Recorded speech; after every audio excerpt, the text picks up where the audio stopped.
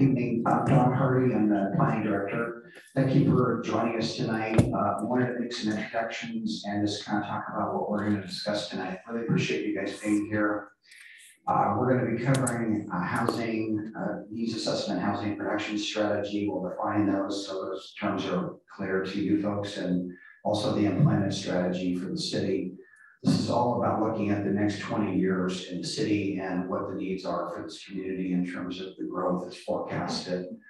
That will lead into a comprehensive plan process that we're going to be starting at the end of January, and that will go for about 2 years in that process. I wanted to just highlight that this is an open house, but there'll be a survey after the open house is over, a live survey. We would like your input for that. There will also be many other opportunities to get informed on this process and to participate in the process. Everything from planning commission work sessions to joint planning commission city council work sessions.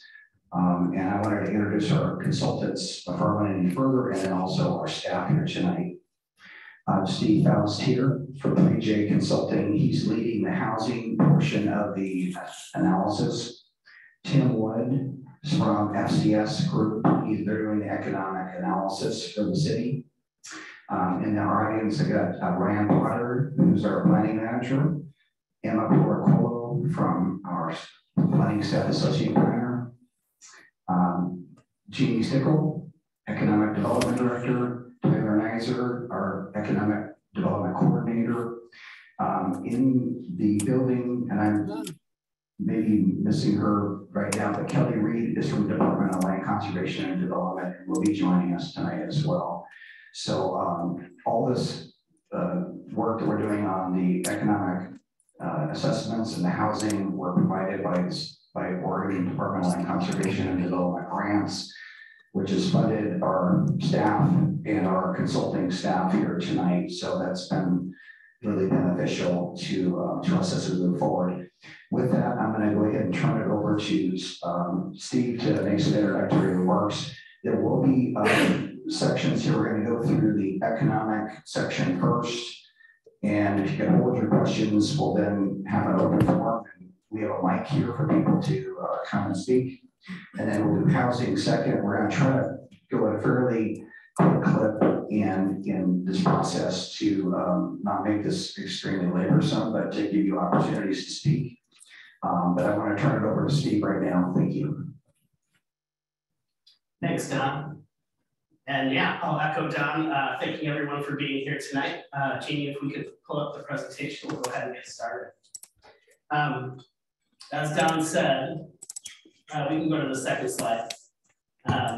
We're going to start with a presentation on the economic study that's been done. We'll then have some time for a discussion, and then we'll move on to the housing presentation and have a discussion about housing. So for each of these, like Don said, please hold your questions till we get through just a few slides, because oftentimes we answer the questions you have before you're able to answer them.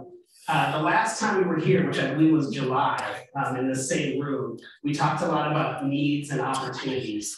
Tonight, what we're going to be talking about is more of a focus on strategies. Okay, we've identified some needs, we've identified some challenges. Okay. Okay.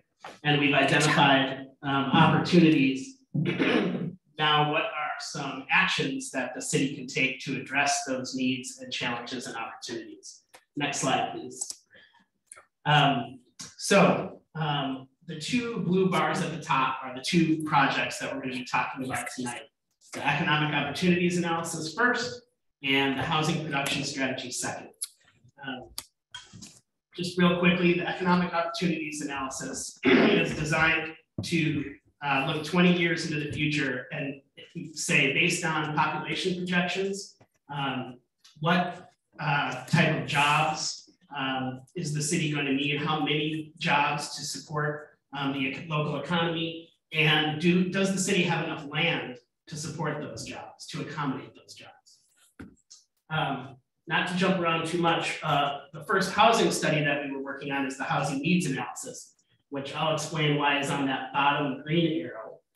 That is the kind of the equivalent of the economic opportunities analysis, but for housing. What's our population projection? How many housing units are we going to need to accommodate people over the growth over the next 20 years? And does the city have enough land to accommodate the housing units that are needed? The housing production strategy, on the other hand, which we're going to focus more on tonight, is really saying, okay, now that we've identified the housing units that we need, what can the city do to help get those housing units built? What are the tools and policies that the city can put in place to encourage the development of the housing that the city needs? So the first two projects we're going to be talking about tonight, the economic study and the housing production strategy. And we are moving towards, I'll show a slide, but we're moving towards adopting those documents in the next few months. Don mentioned that pretty soon here, we're going to be starting a big effort, a 2-year effort that's going to accomplish 3 things. Number one, the city is going to update its transportation system plan. They have a firm called DKS Associates on board to lead that effort. And then 3J will be leading an update to the comprehensive plan and also an urban growth boundary expansion. Now, I mentioned that we're doing these studies to see if the city has enough land to accommodate the need. And as we'll talk about tonight, it does not look like the city has enough land to accommodate the need for jobs or the need for housing. And the last time the city's urban growth boundary was expanded, or has it been since it was established? Just 1984 was the last time that there was an adopted comprehensive plan. So 38 years ago, roughly, was the last time there was an urban growth boundary established for the city. So thus the need, and Steve will get into kind of why there is a need and what that need is based on. Okay, let's go to the next slide. Tim, that's it. This slide just shows a lot of a list of kind of important dates. And by the way, we'll post this presentation to the project website, so people have this information. But some of the important dates for these housing and economic studies coming up over the next few months. So you can see we're here tonight, January 24th, talking about all 3 of these projects. On February 22nd, our Housing Advisory Committee is going to meet to do their last meeting to review the housing studies. On March 1st, there's going to be a joint work session to talk about the exact same topics that we're talking about tonight. And then you can see we move into planning commission hearings and city council hearings to adopt them. There are opportunities at those hearings, planning commission and city. Tonight is not the last time you'll have an opportunity to comment. You can certainly give testimony at those planning commission and city council hearings. And towards the end of the meeting, we'll give you some information about the survey that Don mentioned earlier. But of course, we're looking forward to hearing from you tonight as well. Next slide, Tim, and I think it's you. All right. Thanks, Steve. Again, my name is Tim Wood. I'm a project manager with FCS Group. So we've been able to work on both the economic opportunities analysis and the housing needs analysis for Canby over the last year or so. First, I'll share with you the EOA, then we'll go into the HMA in a bit. But to reiterate what Steve said, essentially we're looking at whether or not the 20-year projected growth in employment in Canby will require more land than is in the urban growth boundary right now. So that's accomplished by 1, taking a look at existing land inventory that's developable for employment uses, and then projecting out employment growth over the next 20 years and juxtaposing those two to see if that growth will exceed the amount of land that's available. The other outcome of the study is to look at economic development policies, not only around land efficiency, but around equitable job distribution, family wage jobs, that kind of thing. So it's an opportunity for the city to revisit its economic development goals, which is a great twofer. Let's go to the next slide. Oh no. This table should have, I don't know. Oh no. Well, I'll walk you through the table that I've got here. it's a lot of numbers. So the bottom line is that we've broken the land supply into two different categories. One of which is more commercial, so that's retail, office, higher density employment types, so just more employees per acre.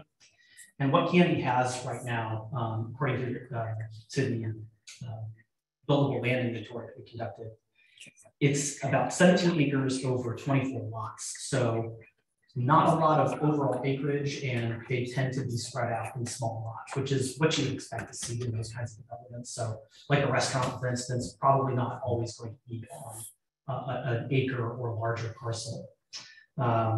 With the manufacturing and industrial category, so think more, manufacturing, warehousing, and distribution. The industrial park is a great example of that. We've got a wider array of sizes of lots. So we've got lots from less than an acre all the way up to larger than 10 acres. And that's 145 acres of land over 40 parcels. So about 3 acres on average, but again, we've got a really wide range. So it's plenty of opportunity to accommodate some employment development, but we will get into what the projections look like in the next slide. And for an EOA, it's not quite as rote doing the growth projections as an HNA, and we'll get into that a little bit later on. But what we did for this EOA is put together 3 growth scenarios: the low, the medium, and the high growth scenario. The low growth scenario essentially tracks the growth in population. It's about 1.75% annual employment growth per year. And that translates to about 3,200 jobs. So pretty modest growth, and it keeps outside of what Canby is currently doing. The median growth scenario tracks the historic growth rate a little bit more. The growth rate historically over the last 20 years in Canby has been 2.6%. And this growth scenario has growth at about 3.2%, so a little more significant than the last 20 years. And that translates to 6,775 jobs. So a lot more significant than the low growth scenario. The high growth scenario is essentially the median growth scenario with added jobs to basically simulate businesses leaving large metropolitan areas and coming outside of large metropolitans. So that's 300 more in the industrial category and 460 more in the service sector. So mostly office jobs there. And that's 7,546 jobs. So a little bit higher than the medium growth scenario, but not quite a significant jump as low to medium. And this says that the medium growth scenario was the one. Right. Yeah. So that's the one that we've been advised to go forward with by our advisory committee and other stakeholders at this point. So that'll be what we're really focused on, but we'll show you the results of all 3 scenarios as we go forward. Let's go to the next slide. And looks like we're missing the table again. So I'll just walk you through this one. Tim, we're gonna take a short break here to get this loaded correctly. My apologies. So yeah, sorry about that. These are pretty important tables. We'll,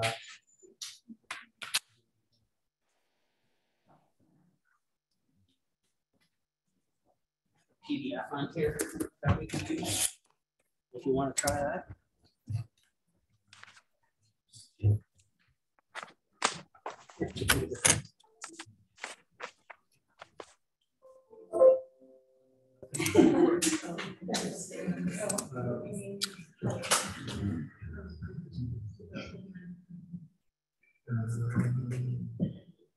May I?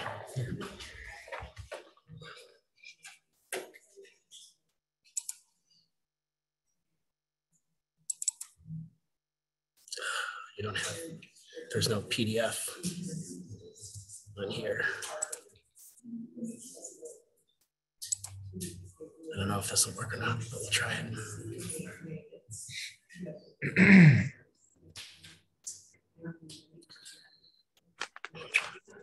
I don't know what that means. Oh my goodness. Ah. Is Check that the it? slides. Check the slide. The one that was missing. Steve, go down to the one. The first one was blank. There, yeah, we got it. We got it. I'll let Jamie know. Tim, if you want to, Yeah, I will go back to that. Yeah, I'll get Jamie.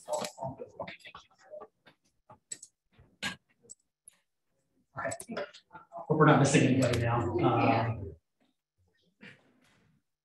All right, so we're going to jump back to this table, the employment band base. So just to kind of reiterate what I was talking about earlier, you can see here that among those commercial uses, we have almost all of them are between less than an acre and 5 acres. So we're talking pretty small sites, and even among those 1 to 5 acre sites, it's 9 acres over 5 parcels. So not a lot of them are that significant in size. So again, to reiterate, those commercial acres, 17 acres over 24 parcels, and then manufacturing and light and heavy industrial. Again, we've got a much broader spectrum. You can see that now, which is really nice to see. You know, even among those larger than 10 acre sites, 68 acres over 3 sites, those are pretty large. So certainly a lot to work with there. Again, but we'll get to it. Tim, just, you know, in the final, those numbers, 162 and 72, I think that'd be helpful just in context what those mean. Right, so 162 total acres for employment uses over 72 parcels. So it's a pretty, you can see here that it's a pretty broad spectrum, but we're not talking about many large sites. So, you know, especially if we're talking about any kind of significant industrial growth, a significant industrial employer coming into town, it's going to be pretty tough for them to find a site that suits their needs. So we're sort of up against it. We can skip past this one, I think, and then go to this. So you'll recognize certainly the land supply there on the left-hand side of this column, 17 acres in the commercial categories and 145 in industrial and other. The land demand there in the middle, that light blue section, well, I guess it's not light blue here, but you can see that spread is pretty significant, especially when it comes to the industrial and other employment types, from low to high, from low to medium, 244 acres to 601. That's a huge jump. So that's the major driver. And again, medium is the one that we're going with. So that the right-hand 3 columns, that shows the difference between the land supply at 162 acres and the land demand, those following 3 columns. So you can see here that in every scenario, we have a deficit, and it ranges pretty significantly. So the low scenario, even in that one, which is pretty modest, we have a deficit of about 103 acres. But then once we get up to medium and high, we're talking 464 acres to 510. So that can be somewhat mitigated by land efficiency measures, but at a certain point, we have to be looking at urban growth boundary expansion, which is part of what we'll be recommending here. Oh yeah, let's head to the next slide if we could. So as I was saying, some land efficiency measures, some other measures can be undertaken. So far, the city's done quite a bit. And in 2013, there was a refresh of economic development goals. Among those goals are maintaining quality of life for residents, quality job creation, which means jobs that pay at or above the county average wage, improving the overall tax base, so attracting employers that invest enough in the land to increase the tax base and provide the city with property tax revenues.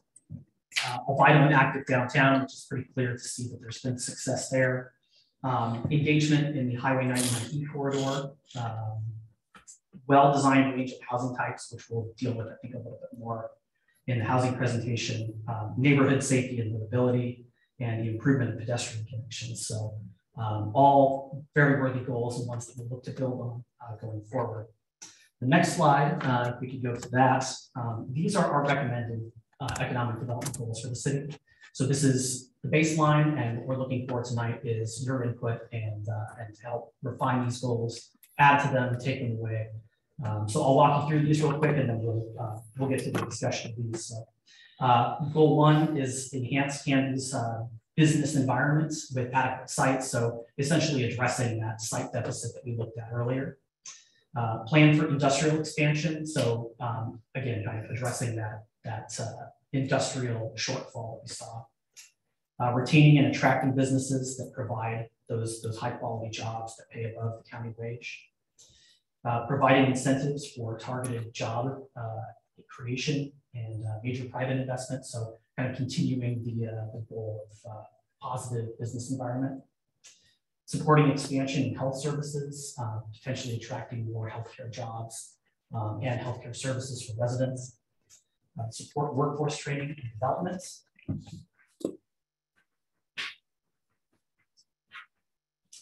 Next one.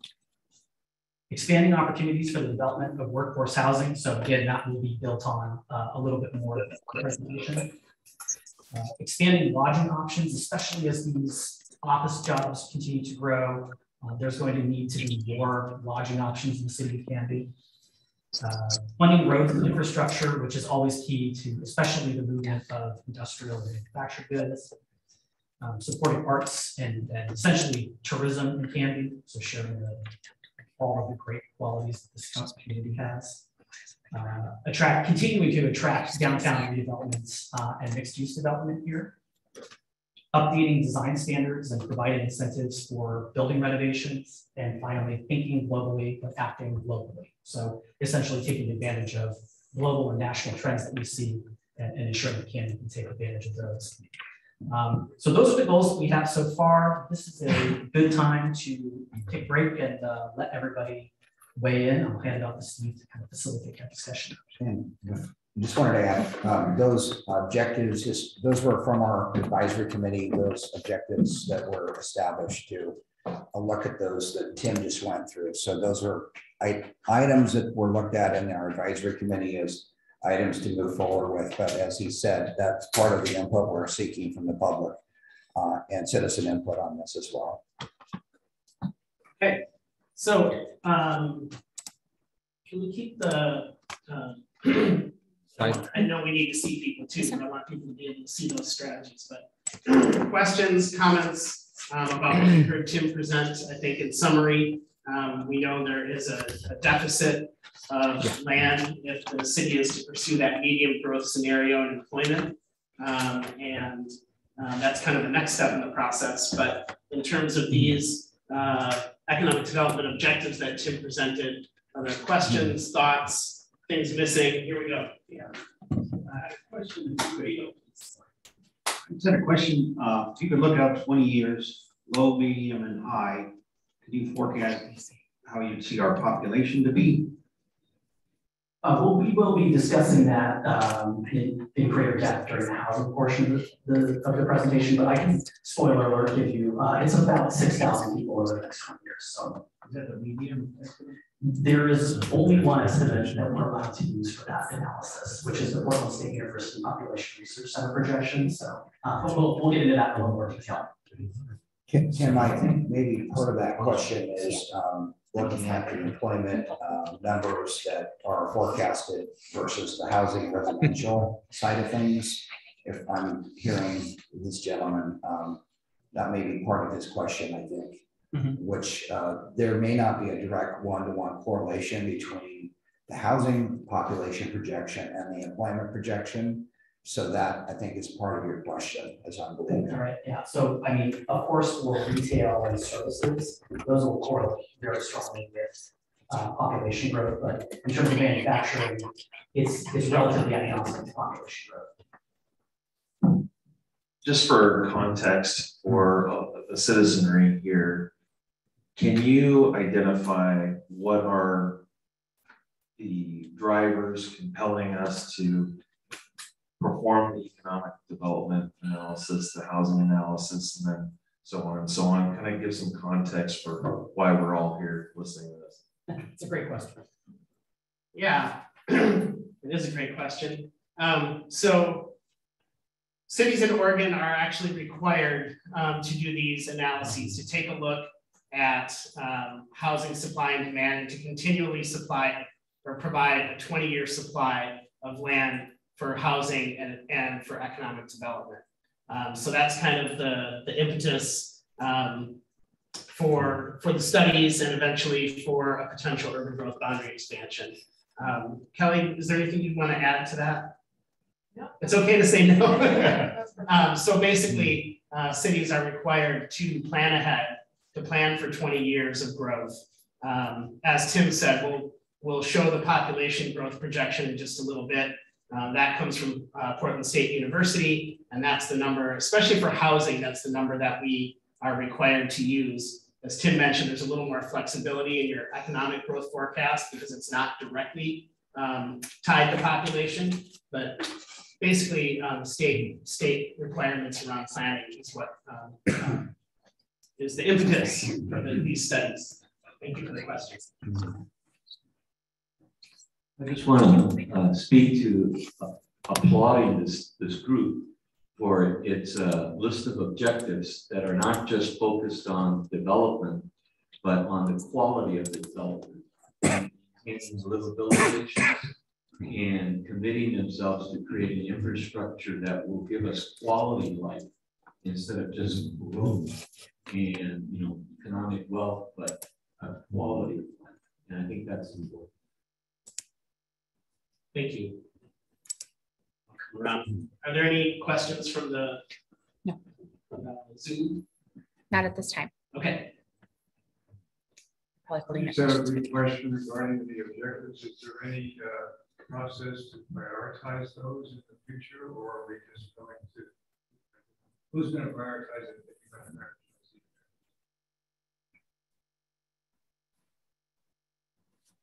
I would say it's your policymakers. If they're all adopted without a particular priority, it just depends on what your policymakers think needs to be implemented immediately. And I think some of them would probably just be an as-become basis. So, for instance, providing the type of development that will maintain quality of life. That's an ongoing goal. So. Yeah, I'll add to that a little bit. I do think it's important to remember that the economic opportunities analysis itself, which is the tool or the study that's required by the state, at its core is a land use study. Really, its purpose is to say, do we have enough land to accommodate job growth over 20 years? Now, we get a lot of good information out of the study that we can use. But at its core, it's not really an economic development plan. It's a land use plan looking at jobs and job growth. There's a lot that cities can do beyond this study to take a deeper look and further develop strategies, prioritize strategies, create action plans to carry out what these are, which is really kind of more at the policy level. And Steve, I just wanted to add, in our comprehensive plan process, there'll be a number of chapters in that comprehensive plan, which will also further define policies. So you'll have a housing element, we'll have an economic element, we'll have a natural resources element, a capital facilities element. Those are all going to be part of this process for the comprehensive plan. This is feeding into that process so that there'll be some refinement. I think part of the hope is that in parallel with the comprehensive plan process, that all these items be looked at, not necessarily ranked, but trying to achieve all of them as part of our comprehensive plan process. So the outcome base of that, I would hope we would be able to achieve many of these objectives collectively, without ranking them. And the comprehensive plan process will include an action planning step, which might take things a step further. Would take things a step further than what we have here with these objectives. Other questions about the economic development piece? Sir. I'm just curious on number 9, it's innovative techniques for funding roads and infrastructure. Just so curious on what that is. For one, I think that there are always going to be new tools that can be provided at the state level, thinking grants and different types of programs that are allowed at the state level. I think that the spirit of this goal is to just keep your head up and make sure that you're aware of all the different opportunities that are out there to fund infrastructure that's necessary for the city and hopefully do that outside of exclusively the tax base of the city. So I'm thinking there are grants, but there are many other opportunities that are out there as well. I was just curious if it was full, is that because, you know, it's a different concept. We can make that specifically no. Okay. But yeah, private and public sources of funding for infrastructure development. Any other questions or comments? Yes. Who owns the properties that you looked at as being buildable or vacant? I don't know specifically, since I didn't do this buildable land inventory, but anecdotally, we tend to only look at private individuals and enterprises. So if it's publicly owned, for instance, it's not usually counted. So that's as good of an answer as I can give you, I'm sorry. We can expand a little more and then Don can. I mean, so what we use is called Geographic Information Services, GIS data that we have for the city that shows whether buildings are present on properties. So we know if a property is vacant or a property is not vacant. Like Tim said, usually public properties are removed from that inventory. Properties that have significant buildings are removed from that inventory. So what we're left with is really the properties that, in theory, sometime in the next 20 years are available for development. And just to add to that, so it's a little hopefully clearer, we're using the county GIS information systems and the states. There's a state formula for buildable lands, and so we're going through that process. So you look at what's committed, and committed lands are those that have homes on them, businesses on them. Those are not vacant. Those are not available for expansion in terms of like looking at availability. So like if you have a pie, basically, you know, the part that's already developed is essentially not included as potential for additional growth. And so we take that analysis and look at what is left in terms of what is vacant, look at the 20-year lens on that and look at the projections. And we're going to get into housing in a moment, but look at the employment projections. And let's say the medium forecast is part of that. Then in that analysis would be based on our historical growth rates over about the last 12 years, projected out over the next 20 years, what would that acreage look like? And that's where that comes from. So it's fairly detailed. It's fairly prescriptive as well, because the state has a formula for this based on urban growth boundary expansions, which is quite restrictive. And so we're not really varying from that. We're just going through and looking at this based on the character of what's available that's vacant and that could be developed. And so there is some land still available to be developed. There was a question earlier about why do we plan? Essentially, a big part of that was about, another answer is you want to plan before you run out of land. That probably is going to be your worst case scenario for tax-based situations and balancing your tax base, and for housing costs, which is if there's none left, that's going to be way less affordable than if you get ahead of the curve. Supply is part of the equation here for affordability, which looks at the future horizon and looks at the population and demographics about trying to maintain what we have over time and have a diversified portfolio of housing for that. And that's, I'm leading into some of the stuff we're going to get into housing, but hopefully that helps a little further to explain that, so it's not so much a mystery. I'll add, to be clear, this study does not commit anyone to development on the property whatsoever. It's just identifying where vacant land is and where development could occur. In no way does that mean that a vacant property will have to develop. That's up to the property owners. I have specific interest in, if you are a company that is planning on using the vacant land and has their own 20-year plan, how would that be even known unless somebody talks to that vacant land? And there's assumptions behind this in terms of looking at land. We have no idea if somebody's going to develop or not. The state uses the formula and essentially makes an assumption that if it's vacant, it will likely develop over a 20-year horizon. That is the assumption going into this. So you're absolutely correct. Somebody may say, I am never going to develop my property until I pass away and give it to my kids. It's up to them to deal with it. But we have to make assumptions that will in fact develop over a 20-year horizon. And that is the baseline assumption. But if I was a company that wanted to build in Canby, I would have a real estate agent or someone helping me find that property. And to say we don't know any of the property owners, I mean, I'm sure Don and his team are well aware of some of the larger properties and have discussions with property owners about what they want, what their goals are for their property. And some of this They is, own the property already. that's true. And some of this is not necessarily completely a mystery box, because we do have the history of the last 12 to 13 years. In terms of what the consumption has been, it's likely going to maintain some of that similarity for consumption in the future.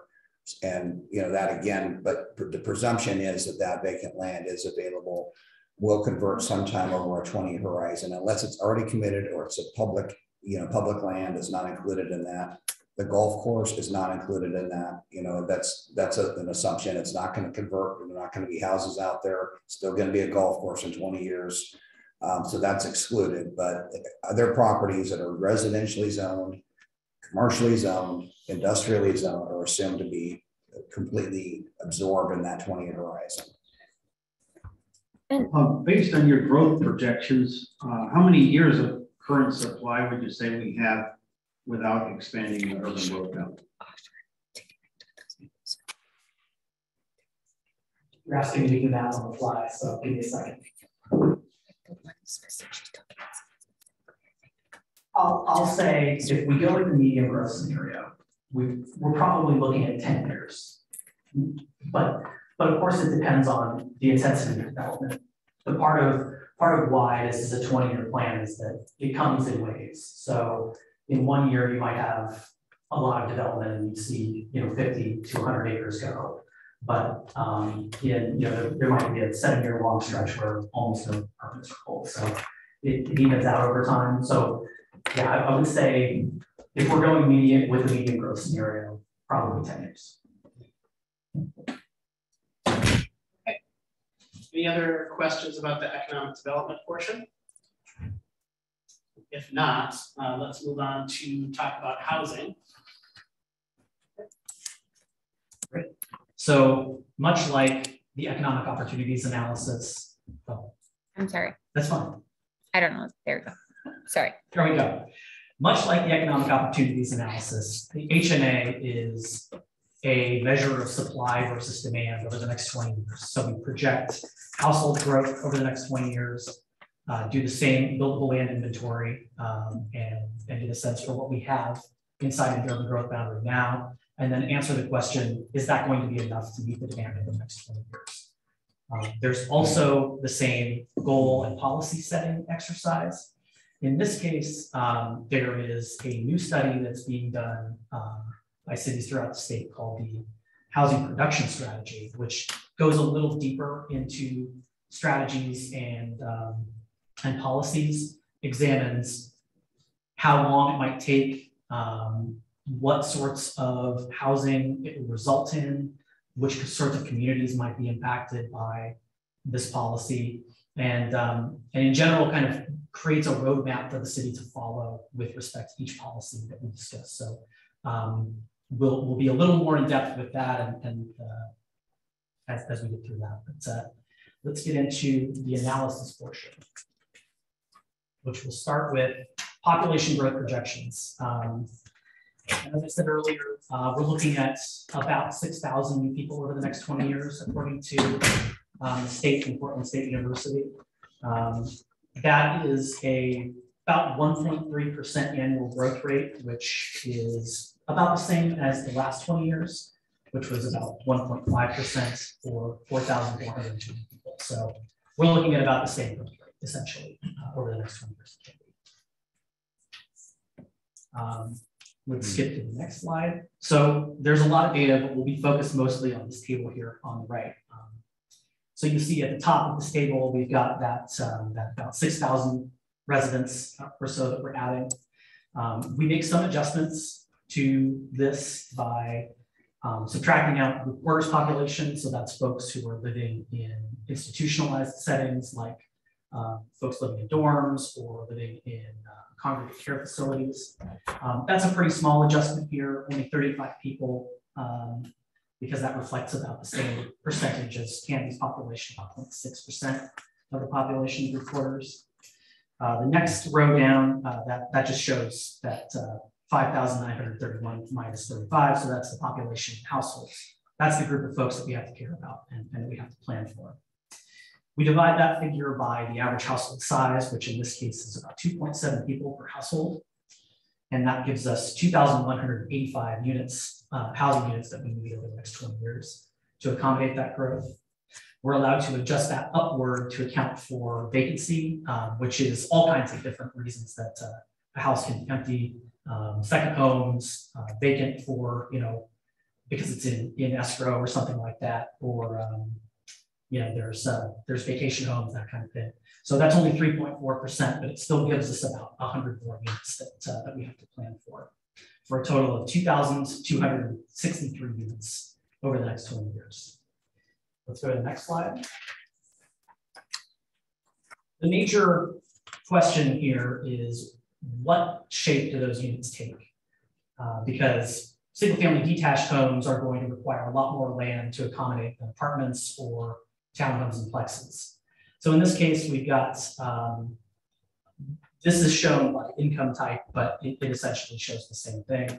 We're showing about 63% of the future units will be in single-family detached, which is about the same as it is today.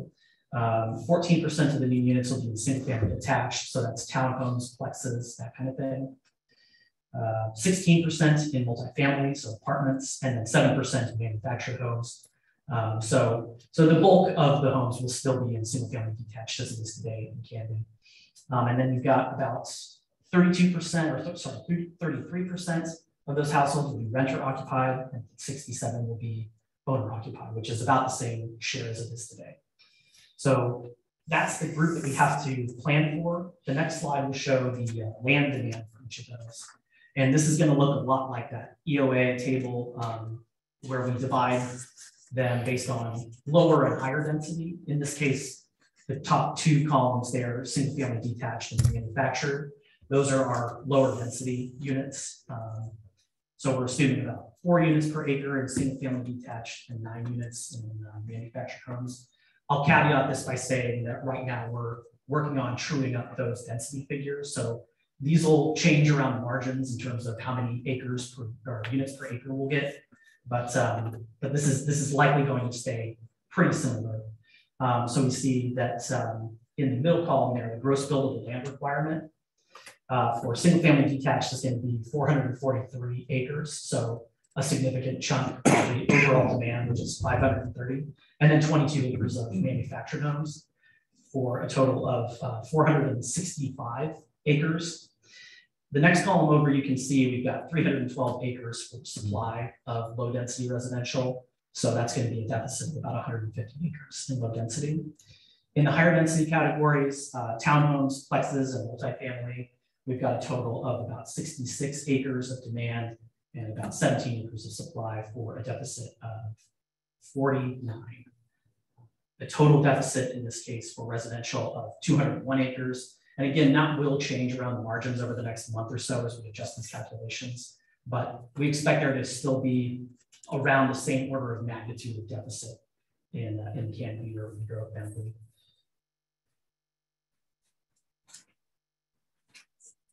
Another component of this analysis, and especially a policy setting, is the recognition of the need for more middle and affordable housing types. These are some examples, but certainly we don't need to focus on any one of them. Townhomes, cottages, apartments, and manufactured housing. These are unit types that will be affordable for folks who are, working class, folks who are making 80% of the median family income in the county. So some of these policies will be aimed at increasing provision of those homes. So with that, we'll go on to the next slide, which is just a compendium of recent actions taken by the city with respect to housing. So just a few of them. Allowing more flexibility in the zoning code for needed housing for the elderly and the handicapped. which is something that gets overlooked often in these policy discussions, but housing units that accommodate folks who are handicapped or elderly, they don't always adhere to those development standards. So it's really important to allow that flexibility.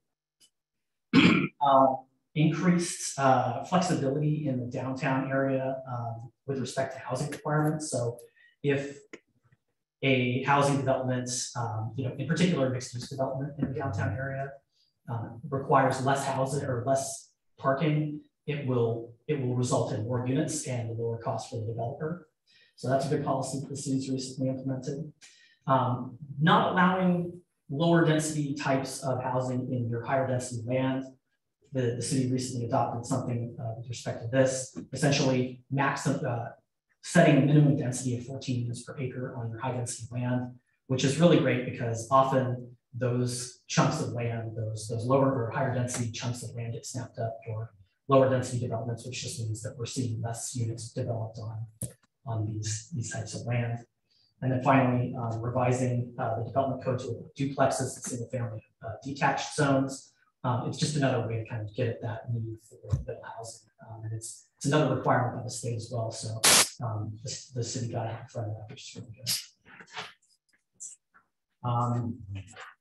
Move on to this. So as we were discussing and going through policies, we have a really great resource that's provided by the state, which gives us a lot of great ideas. About 70 policies in all were provided. We pared that list down to about 10 for Canby, recognizing that there's only a handful that would be appropriate for a city like this. So with that, we'll kind of help Steve's handing out the total package, so that'll be really helpful. But we'll go through the 10 that we've recommended for adoption in Canby. So developing criteria for land upzone. So essentially, we're recommending that the city start that process. We're not saying that it happens within the next 6 months, but start to consider how you might identify the appropriate land to move from that single family detached or lower density category to a higher density category, especially in light of the fact that there is a deficit, albeit a small one, in those higher density categories. This is a great way to at least address that. Revising development codes to allow duplexes in lower density zones. We recommended that, the city had already adopted it, so good on them.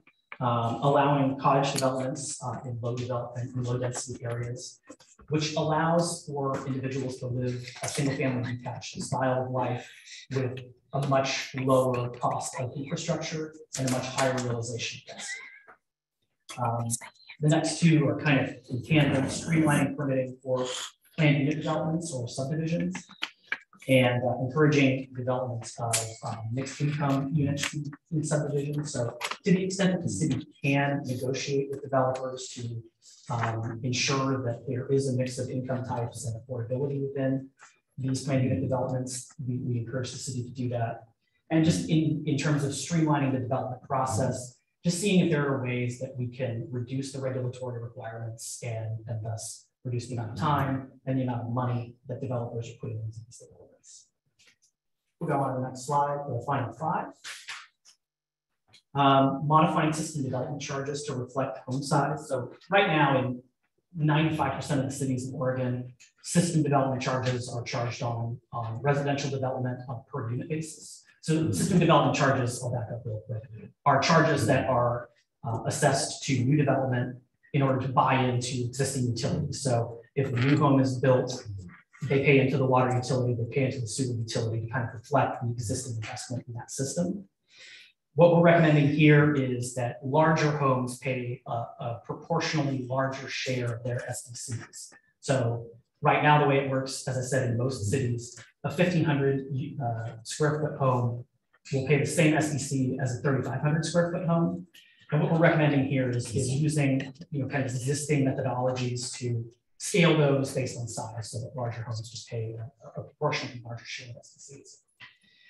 Periodically update housing needs analysis. I mean, that's what we're doing right now. And it's just a great way to continue to make sure that these policies and objectives continue to meet the needs of the community and that there is adequate land to accommodate residential development. conduct periodic review of development barriers to new homes. Same kind of situation, just making sure that the city occasionally looks through development codes to make sure that nothing that's in there is unduly hindering development. Land use permitting education workshops. So this looks like folks who are landowners and developers and city staff getting together to make sure that there's common understanding, maybe germinate some ideas for different development types. And then finally, amending the commercial zone to allow mixed use development. So obviously that's allowed in the downtown core, but we're saying, take a look at the highway commercial zone or other commercial zones to see if maybe occasionally a mixed use development can occur where you can accommodate some commercial, but you can also accommodate some residential atop that. So that's it for our policy recommendations thus far. I'll hand it back up to Steve. And Steve and Tim, just to add a little bit more context to this, I think it's important. There'll be a survey that will be provided to everyone here and to the community as a whole to comment on, with links to the housing production strategy and housing needs analysis and the economic opportunity analysis draft documents. I think a little more broad context here, kind of as to why we're here and why we're looking at this, is some of that information that will come out of those documents that you'll see. I just wanted, there's a lot in those documents, but just in terms of looking at the median family home income in Canby, was in 2019 was 80,484 that could afford a mortgage of 410,000. The median home price in Canby now is $560,000. So on the single family detached end, there's an affordability issue.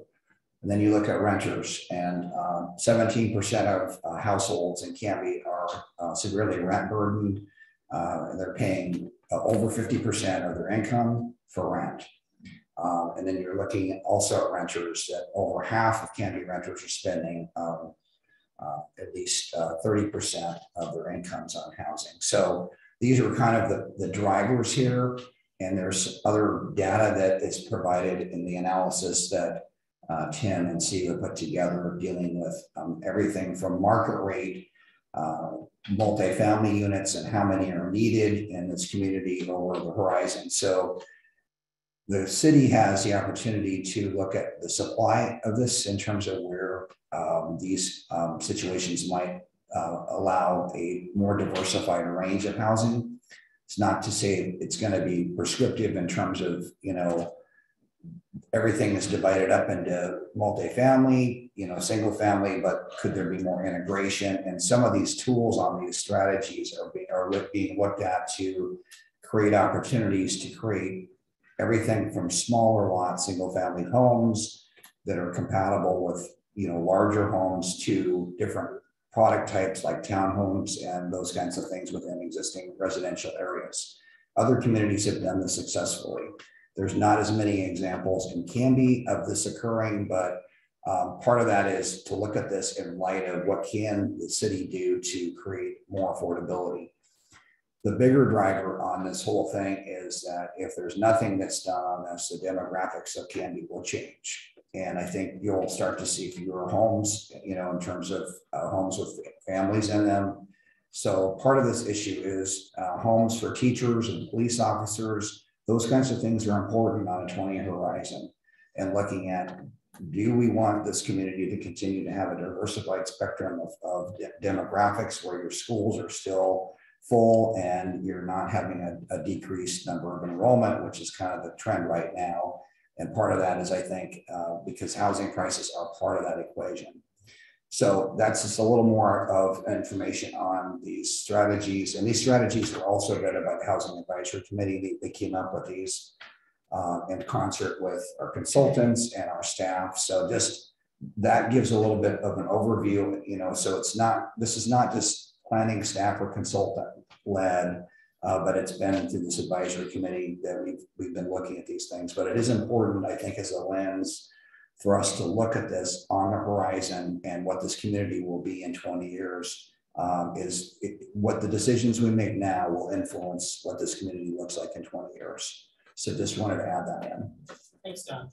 So let's talk about housing. I realize the link to the webpage is rather long. If you Google Canby housing and economy or housing and economic development, you'll find, go ahead. Yeah. So hi, everybody. I know a lot of people in here. I'm Jamie Stickle. I'm the Director of Economic Development.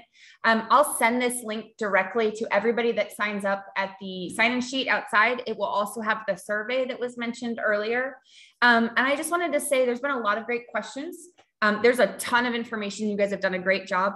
If you have any questions about any part of this or all of it, you know, I've got business cards here. Don's available. Call the city. We would love, Mayor Hodson's raising his hand. Do you have a question or just as an answer? I figured, but I thought I should double check. But we're happy to answer any questions that you might have so that we can make sure that the community is part of this conversation. That's so important. And so if you have any questions or if we kind of answered or you know, it got lost in the shuffle, please feel free to reach out. We're here to help, and it's about Canby. So we want to hear from Canby businesses, Canby community organizations. So thank you. Thanks, Jamie. All right, that was a lot of information about housing. Let's talk about housing. We'll start here. Question, I guess, regarding the process. I wonder what kind of consideration you folks are contemplate regarding folks that are not city residents and don't participate in city functions every day. They live right now outside their vote boundary, but are within the school district. And it comes back to the question of what is community. I've lived here 50 years, and I consider I don't live in the city right now, but potentially may in the future. And my definition has I served on a number of committees. The community was basically the school district. That was the situation. I wonder if you're equal time to folks outside of the. Well, I'll answer in terms of input. You know, we're not asking people as they come to the meeting tonight, you know, or not listening to people who don't live inside the city. So in that regard, in terms of our community engagement, we're definitely interested in what people inside the city of Canby and the surrounding areas have to say about housing. I think that's really important, and thank you for bringing up the idea of community. I don't know, Don, do you have anything to add in terms of inside and outside the city of Canby? I'm not exactly sure where the boundaries of the school district. I apologize for that. I don't know exactly where those are at in terms of the Canby School District. I would say that clearly the process, our comprehensive plan process, which leads into the next round of this, which looks at everything from, you know, community visioning, which is going to be part of that, and getting input on that, to servicing those areas, to property owner interest in whether or not somebody wants to come into the city as being part of that, you know, urban growth boundary expansion. Those will all be part of that vetting process that will be discussed as part of the comprehensive plan update. There's many elements to that, and that even gets further defined and detailed as we get into this, including things like soil analysis, farming capability. Those things will be further sub-elements of that, but I think the initial ones will be obviously looking at what makes sense to go into those areas, and the desire for property owners to want to be part of the city is going to be absolutely important in this process. I don't think we're looking to force anybody to be in the city that doesn't want to be in the city, but there's an opportunity as well for that discussion to happen on people that want to come into the city. Right. And if we could go back a slide or two to those housing production strategies, and we're happy to take questions and comments on the strategies or anything, any thoughts that you have about housing in Canby. We don't have to restrict it. One of the things that was striking about your discussion is that you have a projection that says that there need so much townhouses. But we also have a problem here in Canby that the prices of single family houses are so high. So in effect, we need to have if we're willing to change the graph and the projections to create opportunities for more townhouses, more alternatives, so that the hopes and dreams of our projections don't go toward all single family, but the curve diversifies and actively creates opportunities for more acreage to be put into alternative housing. I think that's something that we should consider doing actively if we want to have a diversified population group in the future. And Bob, just could I respond to that? Great comment. I think some of these gets into not only the need for affordable housing, but also our need to justify that we're being efficient with our land base, which is an element of the urban growth boundary expansion process called efficiency measures. So all that will be on the table as part of looking at the comprehensive plan update process. There's these strategies get into things like goals, and some of those could be addressed in a number of different ways. One is specifically zoning. One is incentivizing the code that we don't currently have, such as cottage developments where you have open commonalities of open space and trails, but smaller lots and configured differently. That's not in our code now. Or planned unit developments that allow a variety of housing types that are not currently in our code, which is quite prescriptive based on the zoning standards that we have. So those are elements that will all be part of the mix here that will be part of that discussion. The current mix that we're looking at in terms of that projection is based on a historical blend of housing that we've had here, but you're absolutely right. The affordability piece is a huge factor here. That's something we're trying to address as part of what code updates should happen. And some of those are near term and some of those are after the comprehensive plan process is over, which would end up being, once the comp plan is adopted, there'll be new comprehensive plan designations for some properties. Near term, there likely will be efficiency measures adopted that will address things like incentives to allow more diversification of housing in the existing zoning. Jamie, could you go back to that table that shows the different income levels? And Tim, could you talk a little bit about how the income factors into that allocation of different types of units? Because while our population projection is given to us and we have to work with that, I think it's a good point to, the next one. Sorry. This. Next one. Yeah, to understand kind of how those units based on population are distributed based on the income levels. Right. Housing So types. it's basically just to look at it, right? We're just looking purely at unit size and mimicking what exists now. This is more of a look at income as it relates to housing type. So sort of dividing unit need by the income level that we see in the city.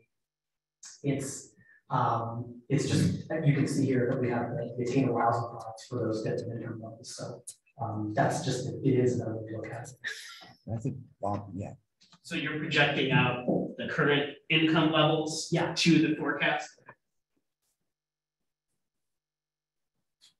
Dominic, I also know that if you build it, they will come. So if you continue to build certain type of housing development, yes, you will get an influx of people who can afford to buy it. If you build a different type of module who allows for a greater diversity of people to be able to afford, they will come too. So we need to remember this. And the other comment is, as you incentivize the building of these townhouses and things like that, I hope we can also continue to prioritize the quality of the experience for all of the people in around, that we don't reduce the parking needs of those people to the point where they flood onto the streets and create a problem with the rest of the neighborhoods. So I think we should look at quality developments instead of incentivizing too much. And Bob, great points. And I would say wholeheartedly design standards are going to be part of this process as well too, both in character and to good points that you're raising. And so just, and the TSP will look at parking too. Exactly. Right? So I think that, what does it look like? how does it fit into the neighborhood? And looking at other communities and typologies of residential housing and what's worked well in other communities. I think there's been success in other communities, not saying that we have to be like somebody else, but there just is not the diversification here that you're seeing in other communities, and it works, but it's a matter of scale, it's a matter of design, and those all have to be in play. And feeding off of everything you both just said, one element that we're currently missing is when we increase the density, we're not providing for parks and common area for recreation, because we've had some fairly significant development that's R1.5 with essentially no parks. So we have houses with no backyards. The only place for kids to play is on the street. We're narrowing our streets. So this acreage that we're looking at, I'm assuming isn't really accounting for that need for additional recreation and common area to maintain a livability standard. And, you know, so we don't end up with over time kind of a ghetto feel, because there's people that make a reasonable income want to live in a place where their families are safe and healthy. And part of that is the parks and the paths and stuff like that. So. Yeah, and Susan, that's a really good point. I think that the, you know, like the cottage, my vision, if there were to be a cottage ordinance, I mean, obviously that would be around the commonalities of open space. There's some developers that have expressed interest in that, especially with the higher interest rates and getting to more affordability factors on what that looks like, but with trails and parks, et cetera, those kinds of things. More globally, I think there is a conversation with DLCD on the need for additional park areas beyond just the housing and employment. That's another piece of this. That's an ask that we should probably be looking at more closely. We were just talking about that today and as staff around, you know, should that be something that's added in? It does everything from sports complexes to, you know, where those might go to other amenities within the city. Neighborhood parks, if we're talking about a lot of density, we need stuff that's close to housing. We do, when we move into when the city moves into the urban growth boundary expansion process next year, we start with these numbers for employment and housing, but especially on the housing side, we take a closer look at parks, what the city's goals are for providing a certain number of acres per park per number of 1,000 residents or what have you, and we make sure that that allocation is included in that expansion so that we can accommodate that. Yeah. Other thoughts on housing? We certainly have time here, so curious to hear, you know, whether or not you want to talk about the strategies. That's fine, but just your observations, what you see as the needs of the community around housing. We've had some great comments so far. Anybody else? Do we have anybody online who has any?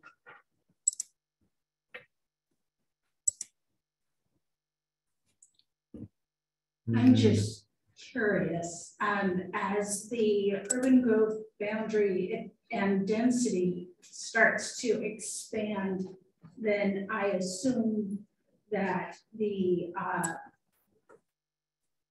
commercial aspect, you know, for access to, you know, so that we don't have any like grocery deserts or things like that. You know, I'm sure there's a balanced approach to that, just like what the parks were too. Yeah, I mean, that's why we're looking at housing and economic development together, right? That we're talking about economic development in terms of jobs, but the flip side of that is that we're looking at services as well, to make sure people have the services to have a complete community, to be able to meet their needs within the city. So that is definitely another aspect of what and Steve, just to that great point, I think part of this visioning process for areas that get brought into the city could very likely have zoning that does not exist now, with some expectations around that.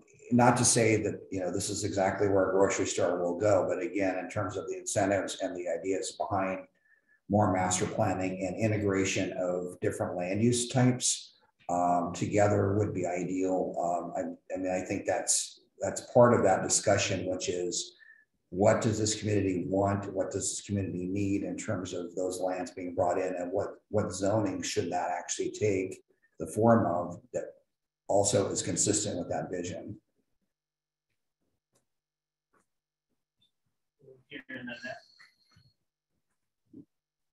It's kind of curious if the information has come out of the current industrial park that's new as to the people that work there. Are they living in Canby, or would they live in Canby if we had the right housing? I kind of feel like they might be living out of town and they commute to get to work, and then they go out of town again, which kind of goes against, you know, what we want to do. It's just curiosity. Great question. Tim, any thoughts on that on price point? I mean, I don't know if we've done it. You guys might have more data on that. Yeah. You're gonna have to forgive me. I think that there is a discussion of the balance of folks that come into the community and those that leave the community for work. I'm certain that that's in the housing needs analysis.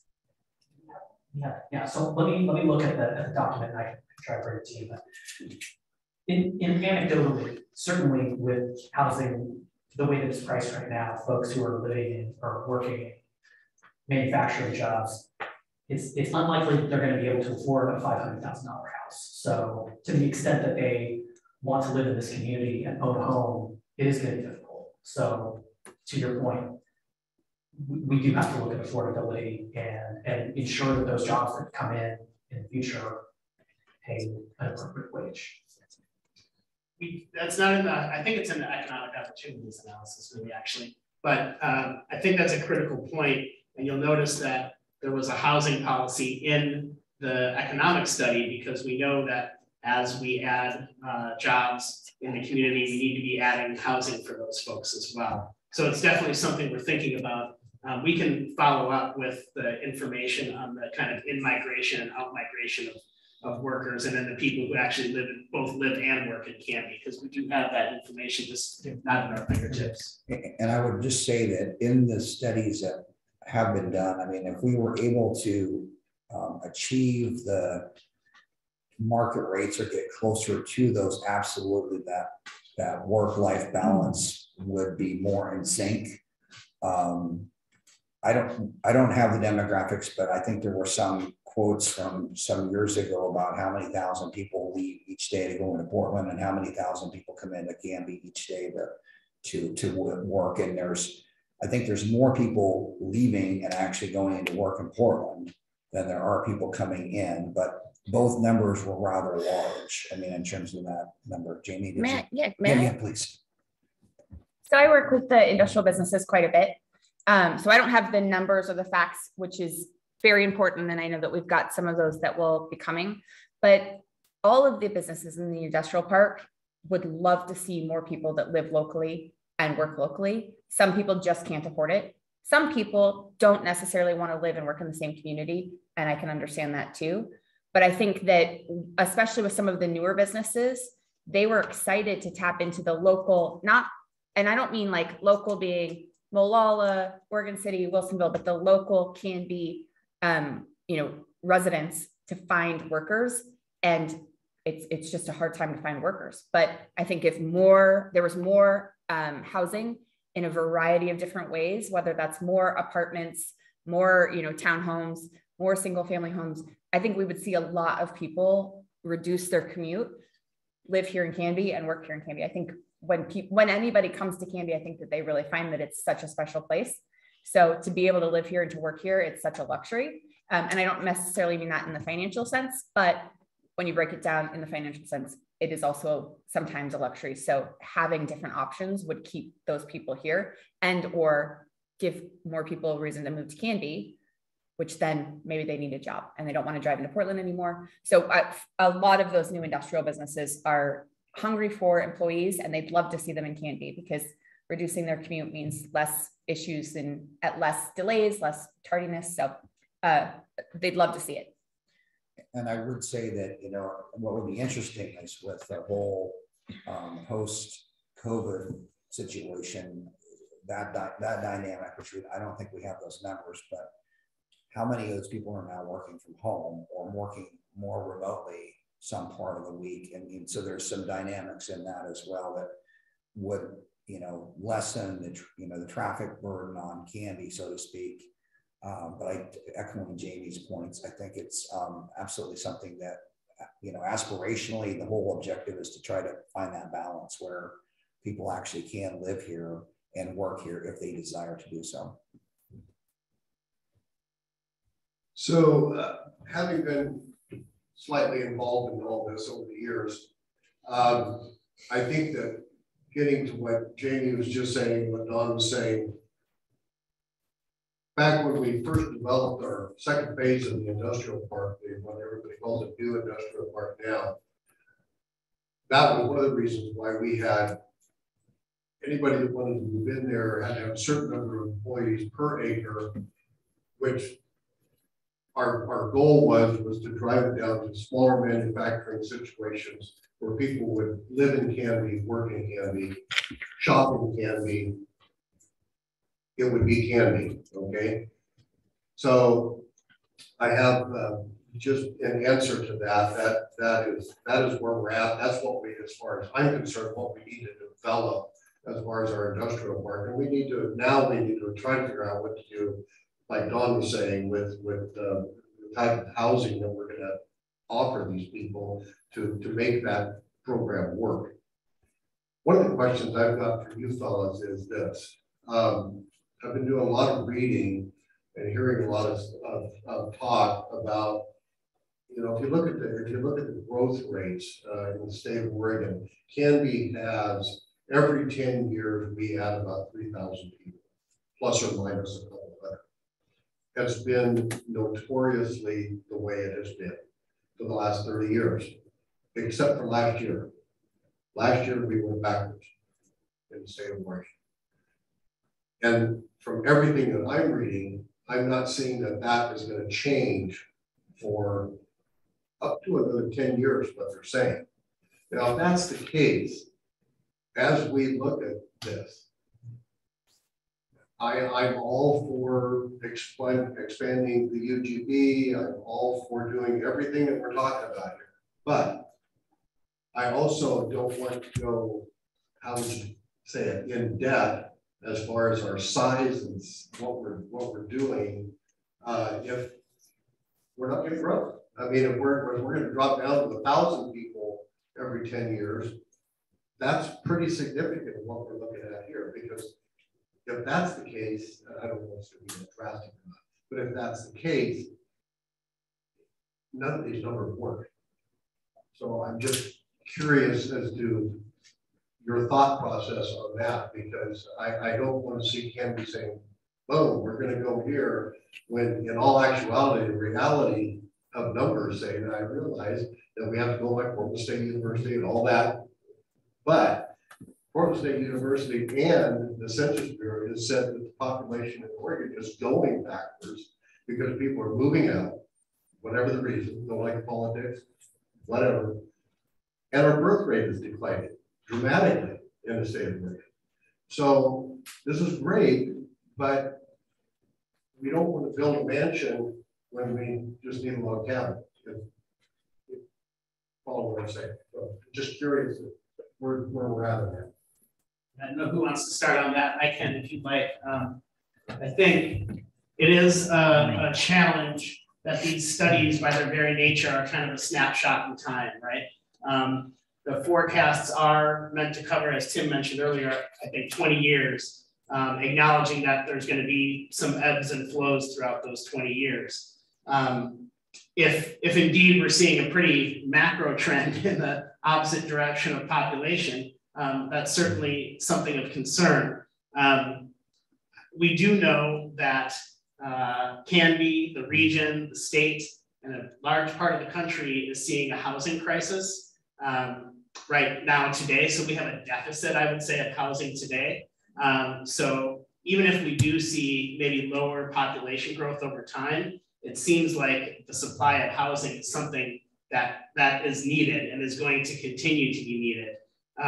When we look at urban growth boundary expansion, and correct me if I speak out of turn, the city is required when we identify, when the study is done and we identify the land need for housing, and that HNA is adopted, the city is required to then pursue that urban growth boundary expansion or at the same time. Economic development land, on the other hand, I don't know that the city is required to bring it all in at once. So there is an opportunity there to say, okay, our study said that we need this much land.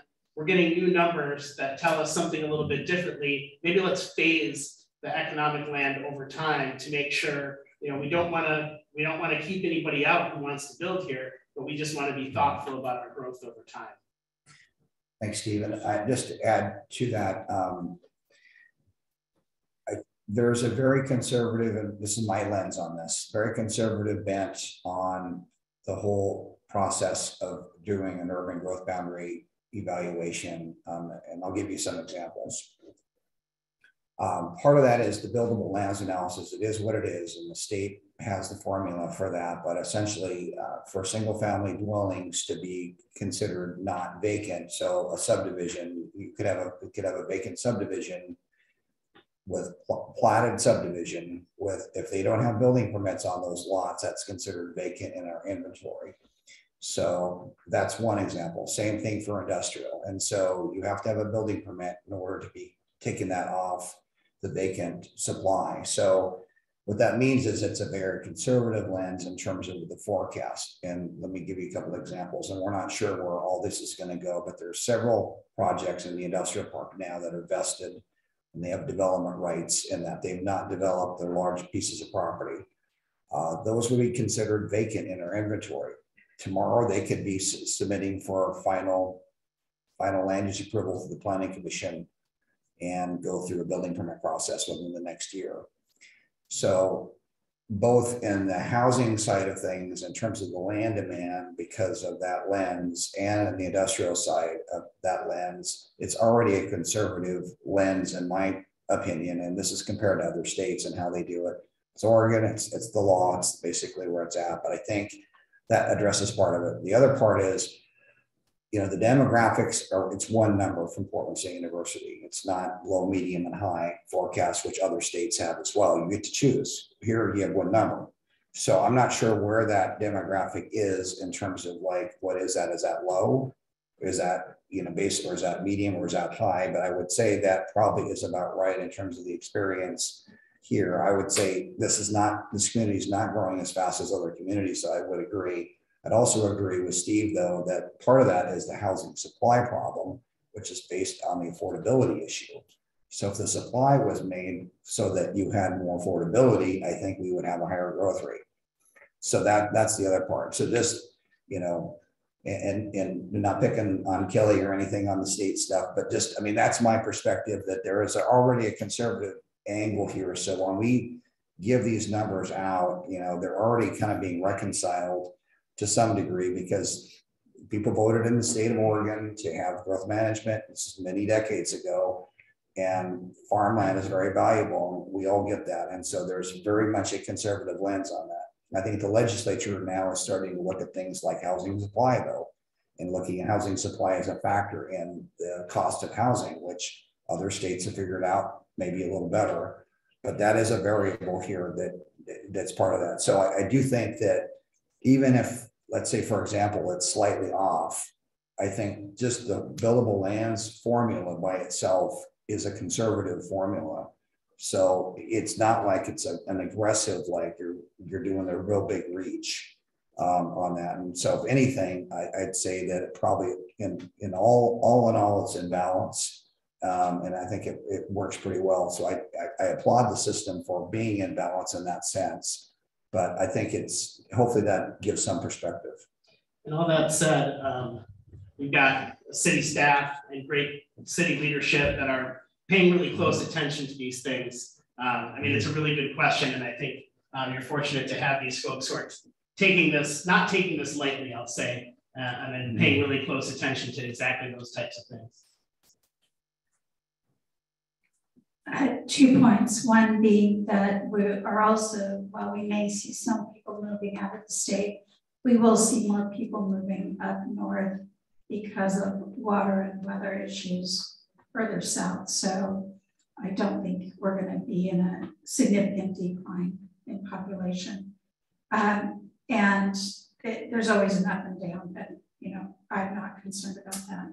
Also, with regard to the industrial park, we're part of the metro area, and Canby really sees a lot of development when industrial lands are hard to find in other parts of the metro area.